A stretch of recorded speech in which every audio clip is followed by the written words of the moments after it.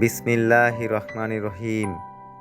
মহান আল্লাহ পবিত্র কোরআনে ইরশাদ করেন, কাজেই তোমাদের মধ্যে যে লোক এ মাসটি পাবে সে যেন এ মাসের রোজা রাখে। সূরাতুল বাকারা আয়াত ১৮৫। রমজান মাস ইসলামের ৫টি মূল স্তম্ভের মধ্যে একটি অত্যন্ত গুরুত্বপূর্ণ মাস। এই মাসে মুসলমানরা রোজা রাখেন, যা তাদের ইবাদত ও আত্মসংযমের প্রমাণ। রমজানের ফজিলত বা গুরুত্ব অনেক, তার মধ্যে কিছু উল্লেখযোগ্য দিক হল: পবিত্র কোরআন নাজিল। রমজান মাসে আল্লাহর পক্ষ থেকে পবিত্র কোরআন নাজিল হয়েছে, তাই এটি কোরআন শিক্ষা ও তিলাওয়াতের জন্য বিশেষ মাস।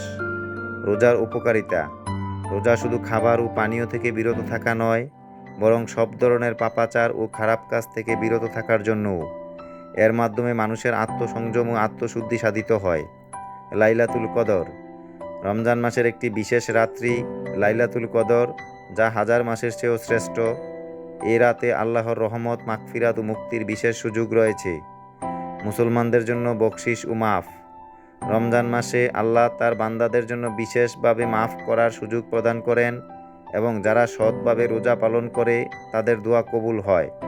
ঈদুল ফিতর: রমজান মাস শেষে ঈদুল ফিতরের উৎসব আসে, যা মুসলমানদের জন্য একটি আনন্দের দিন।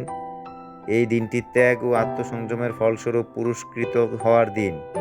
রমজানের রোজা কেবল শরীরের জন্যই নয়, বরং আত্মার জন্য একটি প্রশিক্ষণ, যা মানুষের নৈতিক উন্নতি ও আল্লাহর প্রতি ভক্তি বৃদ্ধি করতে সহায়ক।